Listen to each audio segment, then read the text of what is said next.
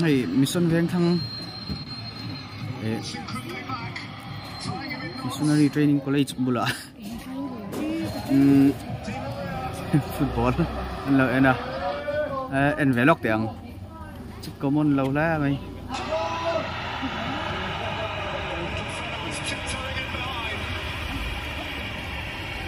Arsenal Argentina 2 France 0 ya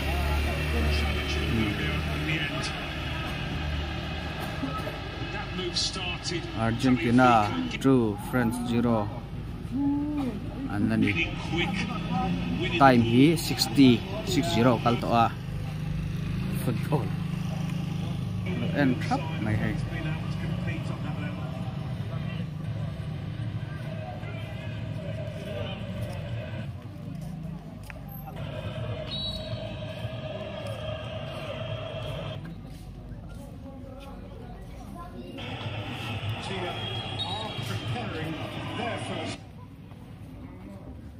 change. The concern is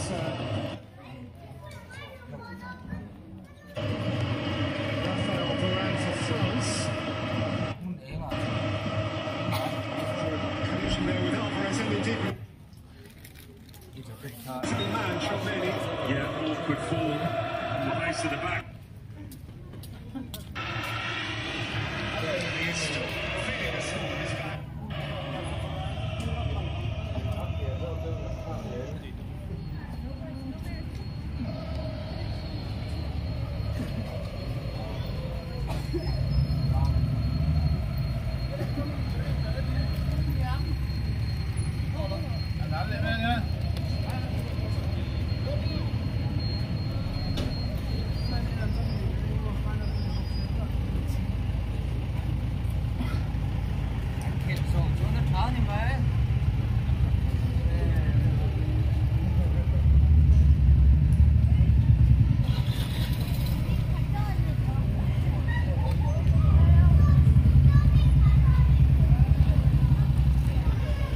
Xuân Veng Thăng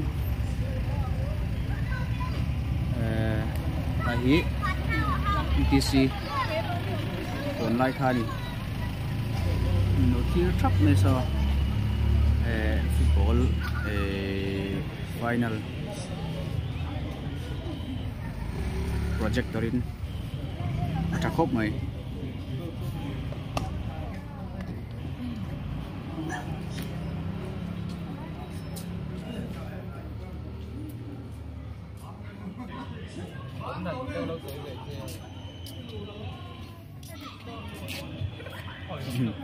có môn lầu hút mày ở đây viếng mày lệ hà lạ